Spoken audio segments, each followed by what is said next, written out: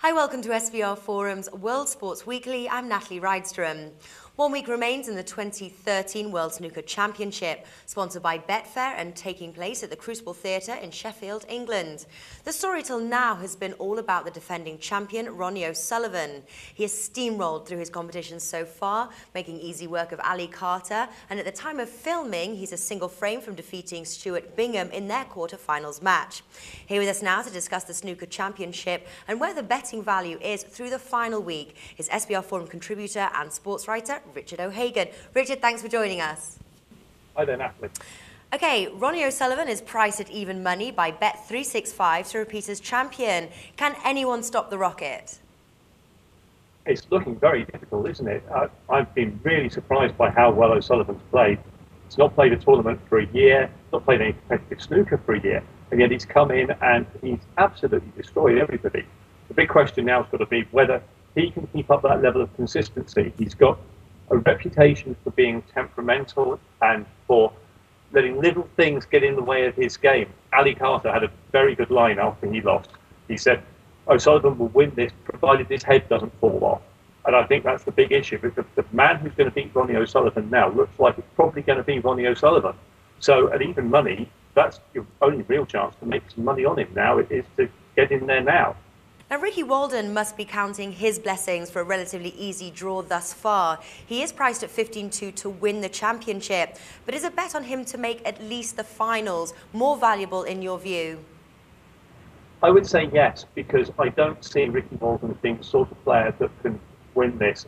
He doesn't have a record against Ronnie OSullivan or against Judd Trump, who are two most likely opponents in the final, I would say.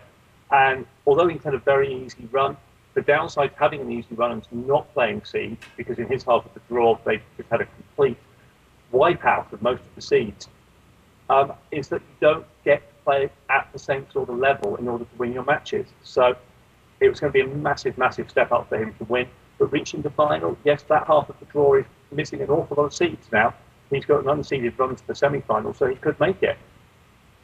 Okay, now supposing world number one Judd Trump makes it out of his hotly contested quarterfinals match with Stephen Murray, does he become the favourite, even considering Ronnie OSullivan's form?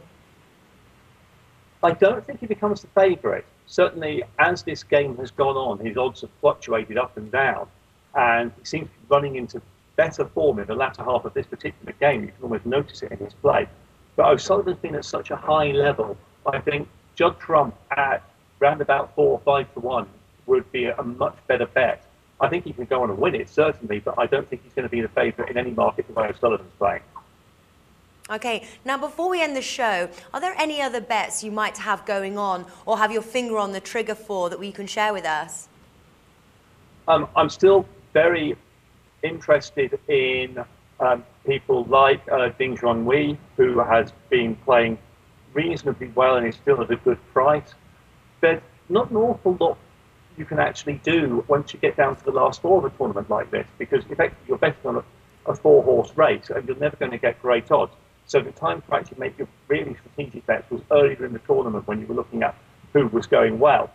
But as I say, I like the look of Ding Junhui. I think Judd Trump still looking at excellent value, and you can still get money on certain markets on plucking players to actually appear in the semi-final, to the last 4, but you're going to have to be very quick about that, because those markets are only going to be open for a few more hours now.